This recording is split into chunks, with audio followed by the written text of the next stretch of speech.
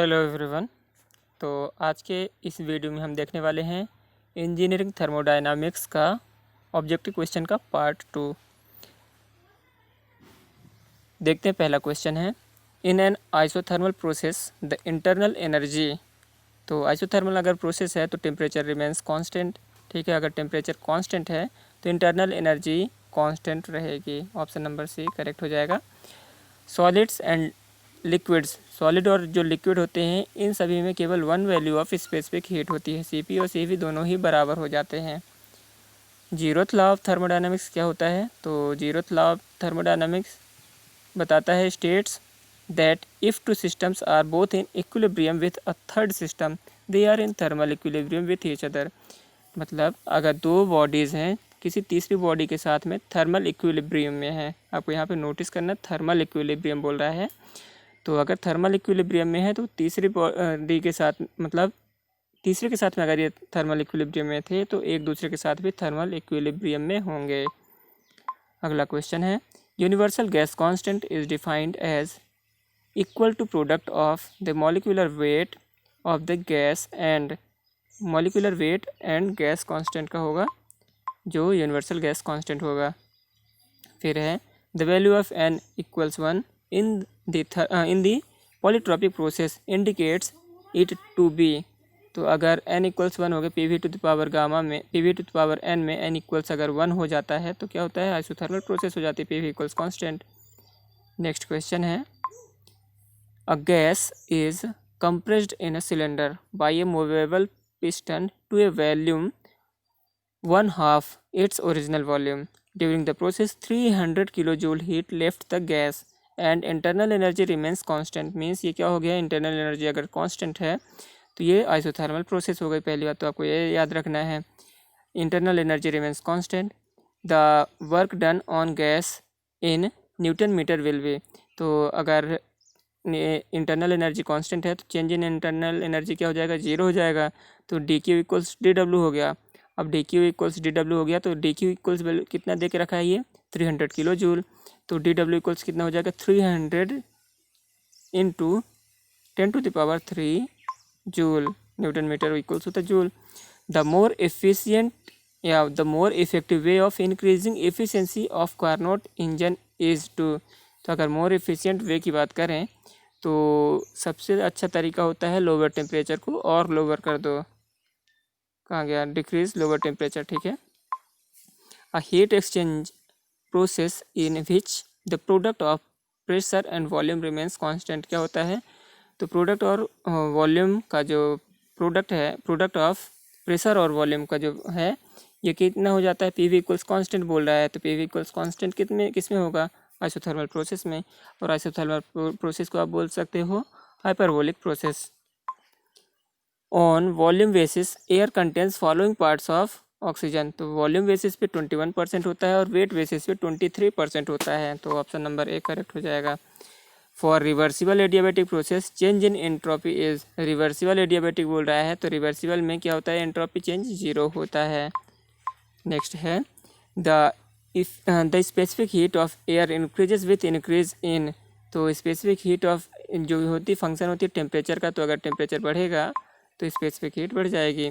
Total heat of a substance is also known as. Total heat of substance क्या होता था? U plus P V. U plus P V को आप क्या बोलते थे? Enthalpy.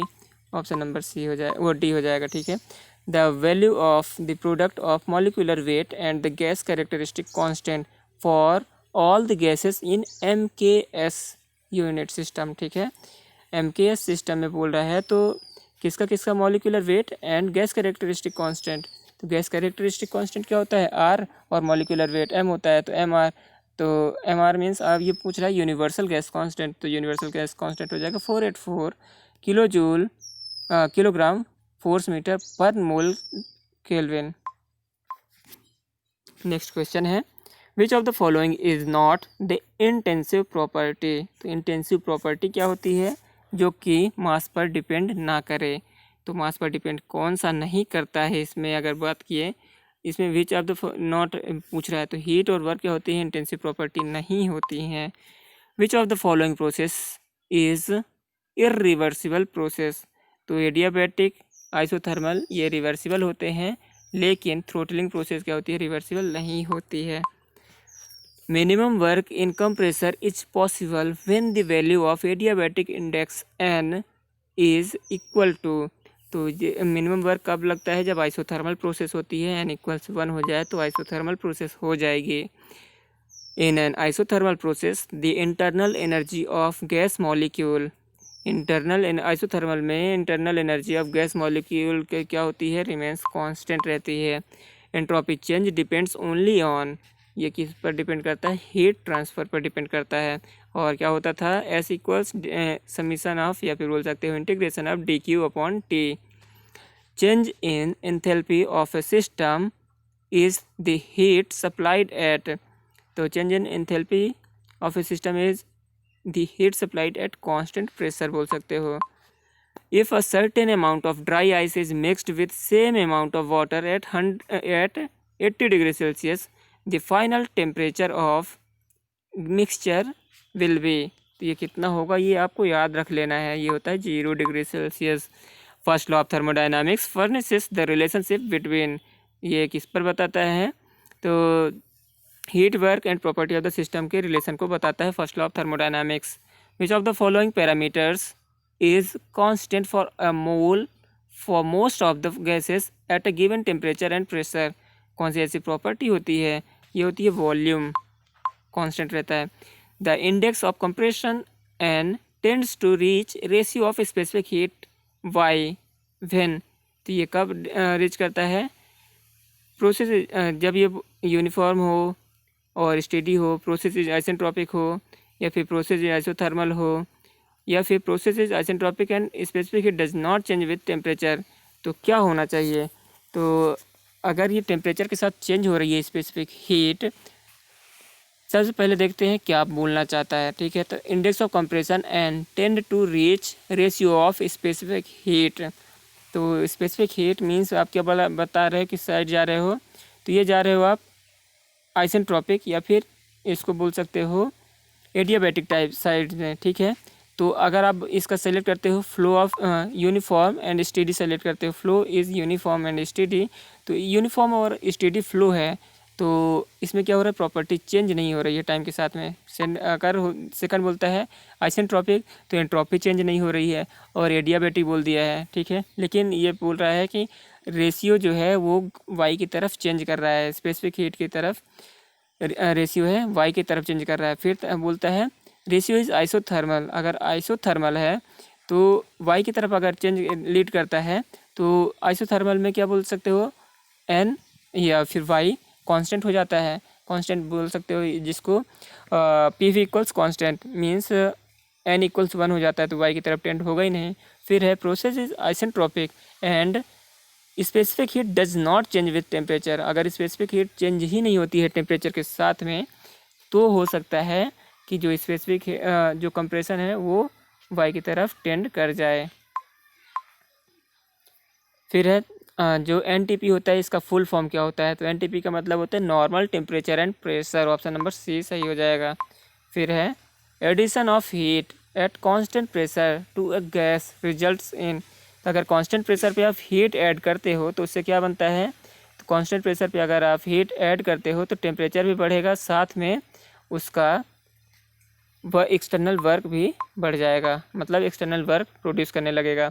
If a fluid expand suddenly into a vacuum through an orifice of large dimension, then such a process is called, अगर large dimension से आप extract करते हो एयर को तो वो कहलाता है फ्री एक्सपांसन।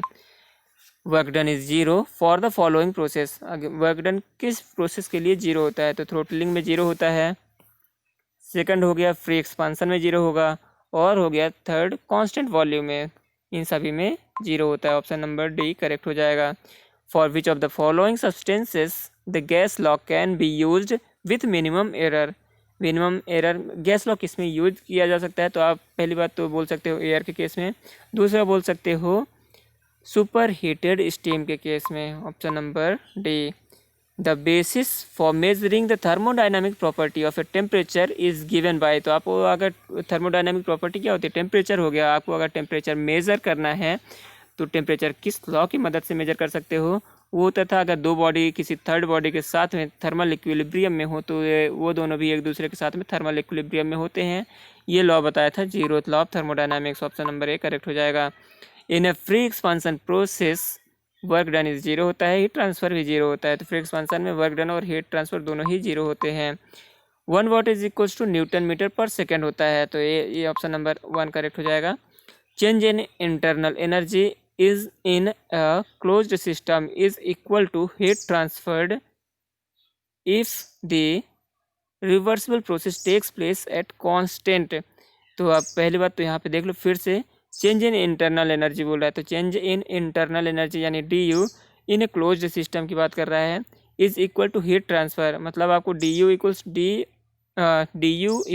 डी क्यू बताना है। If the reversible process takes place at constant volume, अगर कांस्टेंट वॉल्यूम हो जाएगा तो क्या होगा, डब्ल्यू की वैल्यू जीरो हो जाएगी। आपने पढ़ा होगा D Q equals D U plus D W, अगर डी डब्ल्यू जीरो हो जाए तो D Q equals D U हो जाएगा। ऑप्शन नंबर सी करेक्ट हो जाएगा इसका। According to first law of thermodynamics क्या होता है, total energy of a system remains constant, ये तो पढ़ा है आपने। फिर क्या बताता है ये, total internal energy of a system during a process remains constant. Total internal energy बोलता है, इंटरनल एनर्जी नहीं बोल सकते उसको, आप टोटल एनर्जी बोल सकते हो, ठीक है। ऑप्शन नंबर डी हो जाएगा। Energy can neither be created nor be destroyed, ये फर्स्ट लॉ ऑफ थर्मोडायनामिक्स बताता है। फिर है which of the following items is not a path function. तो जो इंटेंसिव प्रॉपर्टीज़ होती हैं या फिर प्रॉपर्टी ऑफ द सिस्टम जो होती हैं वो पाथ फंक्शन नहीं होती हैं। तो यहाँ पे आपका आंसर हो जाएगा thermal conductivity is the property of a system. Option number A correct हो जाएगा। Which of the following processes are thermodynamically reversible. तो थर्मोडायनामिकली रिवर्सिबल होती हैं आइसोथर्मल और एडियाबैटिक प्रोसेस ही। ऑप्शन नंबर बी करेक्ट होगा। फिर है molecular volume of any perfect gas at 600 into 10⁻³ newton per meter square and 27 degree Celsius will be. तो यहाँ पे मॉलिक्यूलर वॉल्यूम पूछ रहा है, तो मॉलिक्यूलर वॉल्यूम यानी कि आपको बताना है, पहली बात तो देख लो P V equals M R T होता था, ठीक है। तो मॉलिक्यूलर वॉल्यूम आपको बताना है तो वी बाई एम करना पड़ेगा, वी बाई एम करना है तो वहाँ पे आपको क्या करना चाहिए, वहाँ पे आप देखोगे तो एम आर टी होना है, तो आर टी अपॉन पी कर दोगे तो मॉलिक्यूलर वॉल्यूम आता है, आर टी अपॉन पी होगा तभी मॉलिक्यूलर वॉल्यूम आएगा। और टी इक्वल्स 300 है, आर इक्वल्स बोल सकते हो आप कितना 3 पॉइंट समथिंग, ठीक है 3.87। फिर उसके बाद नहीं 0.287 डाल दो वहाँ पे, ठीक है 0.287 वहाँ पे पुट कर दिए, फिर इंटू 300 डिवाइडेड बाई 600 हो जाएगा। तो ये आपको अप्रॉक्सीमेटली कितना आ जाएगा वैल्यू, तो इसको और सॉल्व करो तो 0.287 इंटू 300 डिवाइडेड बाई 600 करोगे तो ये वैल्यू कितनी हो गई, ये हो गया टोटल 0.287 डिवाइडेड बाई 2, ठीक है। तो डिवाइडेड बाई 2 अगर आता है तो इसकी वैल्यू कितनी हो जाएगी, 0.287 को 2 से डिवाइड कर दोगे तो 4.17 हो जाएगा। अगर मल्टीप्लाई भी और करते हो किससे, इसको टोटल किलोग्राम मोल में कन्वर्ट करते हो तो। If a gas vapour is allowed to expand through a very minute aperture, ये क्या कहलाता है, थ्रोटलिंग प्रोसेस कहलाती है। फिर है for a thermodynamic process to be reversible the temperature difference between hot body and working substance कितना होना चाहिए, 0 होना चाहिए। Option number A. First law of thermodynamics क्या बताता है, तो ये बताता है enables to determine change in internal energy, सही है। Does not help to predict whether the system will और not undergo a change, does not enable to determine change in entropy, all of the above correct हो जाएगा इसका। फिर है work done in an adiabatic process between a given pair of and states depends only on the end states, ये आपको याद रख लेना है क्योंकि ये जो एडियाबैटिक प्रोसेस होती है केवल एंड स्टेट्स पर डिपेंड करती है। फिर है क्योंकि हीट ट्रांसफर 0 हो जाता है तो heat transfer 0, work transfer 0। Isochoric processes या isochoric process is one in which volume remains constant होता है आइसोकोरिक, तो free expansion takes place very little mechanical work, no mechanical work is done by the system, तो free expansion में no mechanical work done by the system हो जाएगा। Change in enthalpy in a close system is equal to heat transfer, change in enthalpy आपको यहाँ पे बोल रहा है, तो एंथैल्पी में चेंज इन एंथैल्पी इक्वल्स हो गया चेंज इन हीट ट्रांसफ़र। ये अगर होता है कांस्टेंट प्रेशर पे, ये हमने पिछले क्वेश्चन में देख लिया, कुछ क्वेश्चन में शायद 12 या 13 क्वेश्चन था। फिर है the value of the product of molecular weight and the gas characteristic constant for all the gases in SI unit बोल रहा है। तो एसआई यूनिट में कितना हो जाएगा, ये हो जाएगा एसआई यूनिट में 83.14 जूल पर किलो मोल केल्विन। फिर है if value of n is infinitely large in a polytropic process P to the power n equals constant then the process is known as. तो अगर इनफाइनाइटली लार्ज है n की वैल्यू, तो उस पॉइंट पे क्या होगा, ये कहला जाएगा कांस्टेंट वॉल्यूम प्रोसेस। नेक्स्ट है in order that a cycle be reversible following must be satisfied. तो क्या क्या होना चाहिए अगर किसी साइकिल को रिवर्सिबल होना है, तो इन ऑर्डर दैट इसके लिए ऑप्शन देख लेते हैं। फ्री एक्सपांसन और friction resisted expansion compression process should not be encountered, correct है। When heat is being absorbed temperature of hot source and working substance should be same, सही है। when heat is being rejected temperature of cold source and working substance should be the same। तो ये all of the above correct हो जाएगा।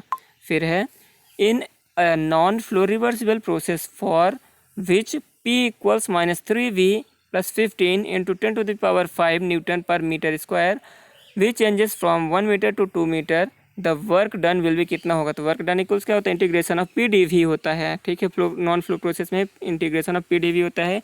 P को आपको integrate कर देना है 1 से लेकर 2 तक के लिए। तो अगर आप इसको इंटीग्रेट करते हो और सॉल्व करोगे तो ये अप्रॉक्स आ जाएगा 10 × 10⁵ जूल्स। नेक्स्ट क्वेश्चन है question number 48। Heat and work our path function होते हैं, ये आपने पहले देख लिया था।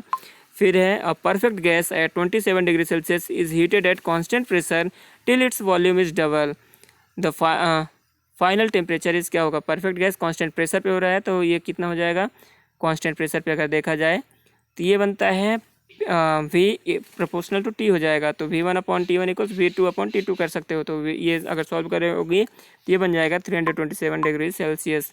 According to first of thermodynamics mass and energy are mutually convertible, Carnot engine is most efficient, heat and work are mutually convertible. तो heat and work are mutually convertible. तो ये सभी थे क्वेश्चन